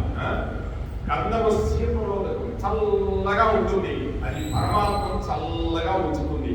అలా పరమాత్మకు అలిగిన పరమశివునికి నీళ్లతో అభిషేకం చేసిన ఈ 2 సమానమైనదికే కృష్ణ పాదానికి ఇంత గంధం మన ఇంట్లో తీసి తులసి ఆకు పూసి ఆ పాదం మీద ఉంటే ఈ పాదం మీద పెడితే చల్లగా ఉంటాడంట స్వామి. గంధం తగలతానే చిల్లంట చూస్తాడంట, ఈ గంధం పూసుకున్నాడు రోజు పోసే పెట్టి చాలా ఆనందంగా ఉన్నాడు, చల్లగా ఉంటారు ఇంట్లో వాళ్ళందరూ. అందుకే ఈ పాద తులసి దళం భయ ఒక కృష్ణ ఒక్క తులసి దళం పెట్టతో భగవంతుడికి గంధం పూసి ఆనందిస్తాడు. ఈ విధంగా పరమాత్మ చల్లగా ఉంచుతుంది. ఆ పరమాత్ముడికి కానీ ఆ పరమేశ్వరుడికి కానీ ఆయనకు అభిషేకమైన గంధం, ఈ 2 ఒకటే. ఆయన ఈయన ఒకటే, కొంతమంది లేదు. ఈ విధంగా వాళ్ళ వంశం తామర తుంపర్లుగా వెళ్ళిపోతూ ఉంటుందండి. మంచి వాళ్ళు ఉంటున్నారు. అసలు వాళ్ళ ఇంట్లో ఎప్పుడు చూసినా కూడా సందడే సందడి. ఈశ్వరుడి కొద్దిగా చందనం రాస్తే చాలండి, ఆయన ఎంతగానో పొంగిపోతాడు. పూజ కొద్దిపాటి గంధం ఇచ్చినందుకు ఈశ్వరుడు ఆమెను ఎవ్వరికీ దొరకనని విచిత్రమైన సౌఖ్యాన్ని ఇచ్చాడంట. పూజ పాదమును తన కుడి పాదంతో దొరికాడు స్వామి. పూజ పాదాన్ని తన కుడి పాదం పెట్టాడు, ఆ పాదం మీద తన చేతి 2 వేలని పూజ గడ్డ కింద ఇలా పెట్టి పైకి ఇలా ఎత్తాడు. చూడండి బాగా ఆలోచించేది. అలా ఎత్తేసరికి పూజ 3 వంకరలు పోయాయి. కాలి మీద పెట్టాడు, ఇట్టన్నాడు అంతే, పటపట ఎదురు పైకి ఎగిరిపోయి చక్కగా వచ్చేసింది. ఆమె అందమైన సౌందర్య రాశి అయిపోయిందండి. చూసారా, అంత వికృత రూపంలో ఉన్నాయి కృష్ణ పరమాత్మ గడ్డ మీద పెట్టుకుని తగలతానే అందమైన సౌందర్య రాశి అయిపోయింది. ఇల్లు లేని వాళ్ళని పూర్వులు పాంతులు అనేవాళ్ళండి. అలాంటి వాళ్ళందరూ పూర్వం సైరంధ్రి ఇంట్లో ఉండేవారు. సైరంధ్రి పురుషులు అడగడమే కాదు, వారికి కావాల్సిన సౌకర్యాలు ఇచ్చేవాళ్ళు. అందుకే అమ్మవారు ద్రౌపది మాత సైరంధ్రి వేషం వేసిందండి. మహాతల్లి సైరంధ్రి వేషం ఎవరైపోరు. సైరంధ్రి అంటే అన్ని సౌకర్యాలు కల్పిస్తున్నారు. అందుకే ఆ కీచకుడి యొక్క అక్కగారికి సుదేశనాదేవికి సైరంధ్రిగా పనిచేసింది. ఆమె కలుపుకోవడం, ఆమెకు స్నానం చేయించడం, ఆమె ఇచ్చిన కట్టుకోవాలా చేయడం, ఆమెకు అన్ని సోకులు చేయడం, ఆ సైరంధ్రి పనిచేసింది. ద్రౌపది మాత మహాతల్లి సామాన్యురాలు అగ్నిలో నుంచి పుట్టిన సామాన్యుడు అగ్నిలో నుంచి పుట్టిందంటే ఎవరండి? ఆమె పేరు కూడా కృష్ణ. కృష్ణులాగా నల్లగా ఉంటుంది. కృష్ణ పరమాత్మ లేదని ఎన్నని చెప్పామండి. ఈ విధంగా కుబ్జ సౌందర్య రస అయిపోగానే సైరంధ్రిని, నేను సైరంధ్రిని, నాకు ఇంత సౌందర్యాన్ని ఇచ్చావు, నీవు గొప్ప సౌందర్యం కలిగిన వాడు కాబట్టి నీవు ఒకసారి మా ఇంటికి వచ్చి నేను ఇచ్చే ఆనందాన్ని అనుభవించు అని ఆయన మీద ఉన్న ఉత్తరేయులను బట్టి లాగిందంట. కృష్ణ పరమాత్మ మీద పట్టుకొని లాగితే అప్పుడు కృష్ణ పరమాత్మ తప్పకుండా నేను మీ ఇంటికి వస్తాను, కానీ ఇప్పుడు కాదు, కంస సంహారం అయిన తర్వాత వస్తానని కృష్ణ పరమాత్మ చెప్పేసి వెళ్ళిపోయాడంట. ఇది మనకు చిత్రంగా తోస్తుందండి. త్రివిక్రమకు కృష్ణ దర్శనం అయిన తర్వాత ఆయన పాదంతో తొక్కక కూడా ఆమెలో ఇటువంటి వాంఛ ఉండిపోయింది. అంటే ఆమె పాదం మీద స్వామి పాదం పెట్టాడు, కానీ ఆమె వాంఛ ఉండిపోయింది. కృష్ణుడు మా ఇంటికి రావాలి, కృష్ణుడిని నేను అలంకరించాలి, కృష్ణుడిని గంధం పూయాలి, ఇవన్నీ చేయాలి. సైరంధ్రి అంటే అదండి అర్థం. బాగా అలంకరించుకొని చూసుకోవాలి. అలా చెప్తే మీరు భాగవతాన్ని మనం చాలా జాగ్రత్తగా చూసుకోవాలి. త్రివిక్రమ్ అంటే మనసులో ఒక మాట, శరీరంలో ఒకటి చేయడం, నోటిలో ఒక మాట చెప్పడం. మూడు రకాల కంటే మనసులో ఒక మాట ఉంటుంది, చెప్పేది ఒకటి చేస్తాడు, శరీరంతో ఒకటి చేస్తున్నాడు. ఇది రావణాసురుడు చేసే పని అంతా. అందుకే రావణాసురుడి పేరు ప్రతిదీ రావణాసురుడి. ఎందుకంటే ఆయన అలా పోల్చాడు కృష్ణ పరమాత్ముడు. మనం ఏం చేస్తాం? ఆయన అలా పూజించాడు. ఆయన సామాన్యుడు కాదు, జయాలు ఎదురుగా ఉన్నాడు బయట, పాపడు ఎదురుగానే ఉంటాడు కదా. వాళ్ళకంటే ఇచ్చాడు శిక్ష. అంటే మీరందరూ బాగుపడండి రావణాసురుడు చూసని. మా భక్తులే రాయన, కానీ ఆయన అలా చేశారని. మూడింటి ఎందు మూడు వంకలు. ఎప్పుడు ఈ మూడు వంకలా ఉండమండి. లోపల ఎలా ఉన్నాడో అలా ఉండడు. లోన్ నేను ఎలా ఉన్నానో అలా ఉన్నాను. లోన్ ఒక రకంగా ఉంటాను, పైన ఒక రకంగా ఉంటాను, చేసేది ఒక రకంగా చేస్తున్నాను. మూడు రకాలుగా చేస్తున్నానంటే ఎప్పుడు ఈ మూడు వంకలతో ఉన్నాను. ఈ మూడు వంకలను తీసివేయడమే కుబ్జాతత్వం తీసివేయడము. ఇప్పుడు కుబ్జాన్ని తీసివేయడం కాదు, నాలో ఉన్న ఈ మూడు వంకలు తీసేస్తే కృష్ణలోకానికి వెళ్ళిపోతాం. ఉంటాయండి. లోన్ ఒక పైకి ఒక రకంగా కనిపిస్తున్నాను, చేసేది ఒక పని చేస్తాను. నేను కాదండి చెప్తున్నానండి, అలా ఉన్నది మానవ జీవితం. అవి పోయి ఏకతత్వం వచ్చేసిందంటే ఈశ్వర స్పర్శ కలిగిన వాడు ఎప్పుడు ఈశ్వర సేవే కావాలని అడుగుతుంటాడు. ఇది అడిగింది కుబ్జ, మా ఇంటికి రా సేవ చేస్తానని. ఏది ఉత్తరం పెట్టుకొని లాగింది. మీరు కూడా మనం కూడా లాగించి కృష్ణుడిని, రాబోయా మా ఇంటికి పోదాం నాన్నగారు, నీకు సేవ చేస్తానంటే మరి భలే కూడా ఉన్నట్టు రేపు పోదాం మాట్లాడు అంటాడు కూడానండి. మరి ఇప్పుడు వెంగమామ గారు ఉన్నారండి. వెంగమామ ఎక్కువ మహాతల్లి ఆ స్టోరీ చెప్పుకోవాలంటే చదివాను. వెంగమామ గారిని పుస్తకాలు చెప్పి చదివాడు. తెలుగులో 15 సంవత్సరాలు ఇన్ని పుస్తకాలు మా ఇంట్లో ఒరిజినల్ పుస్తకాలు. వెంకటేశ్వర మహాత్మ ఎంత చదివేవాడి. వెంగమామ గారు అక్కడెక్కడో చాలా దూరంలో 70 కోసుల దూరంలో 70 మైళ్ళ దూరంలో వాళ్ళ ఊరు వచ్చినాం. ఆమె భర్త చనిపోతే లక్ష్మీ నరసింహస్వామి ఆలయం చెప్పి ఆ ఊరు పేరులో ఉంది. రోజు దేవాలయానికి లక్ష్మీ నరసింహస్వామి పూజ చేసేది. చేస్తుంటే అక్కడ పూజారులు ఏదో ఉండమే పొద్దున్నే వస్తామని నిజంగా చెప్తున్నానండి. వాళ్ళు అన్నారు పూజారులు అని. వాళ్ళు తోసేసేవాళ్ళు. ఈ వదిలేదు కాదు, లక్ష్మీ నరసింహస్వామి నా భర్త అనుకోండి. అంటే భరించేవాడని, భర్త అంటే భర్త కాదని భరించేవాడు. ఈ కుబ్జ కూడా అలాగే భరించేవాడు. ఆమె ఒక చుట్టూ పట్టుకొని ఈడ్చి బయటేశారండి పూజ. ఇక ఆమె ఏడుస్తూ ఒక్కటే ఒంటరిగా పోతుంటే నరసింహస్వామి సింహమై వచ్చాడు వెనక.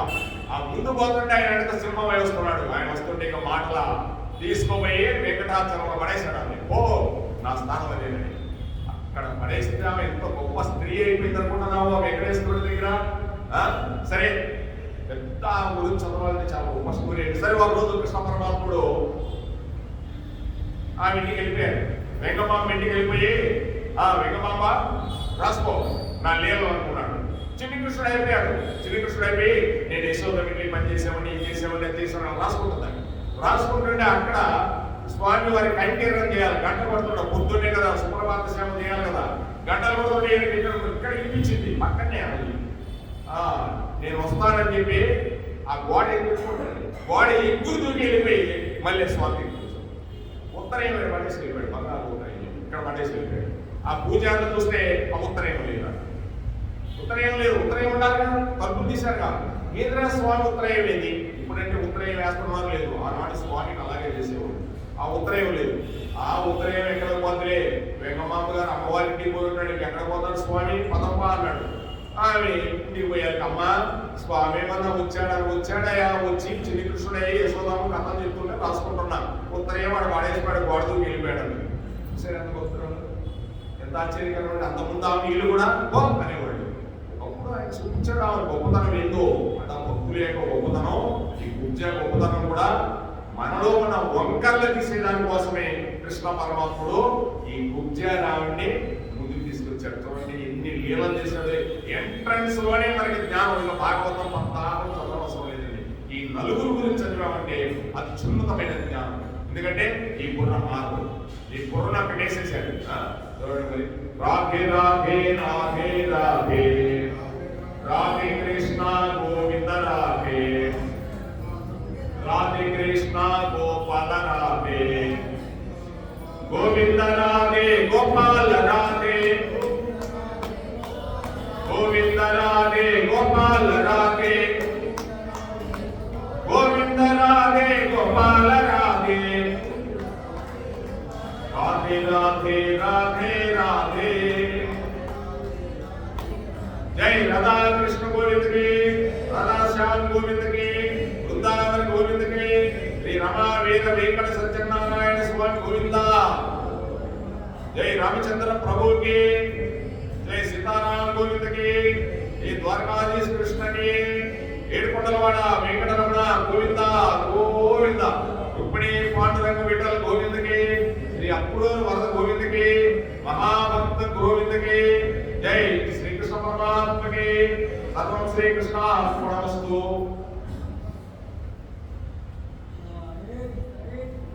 హరే కృష్ణ.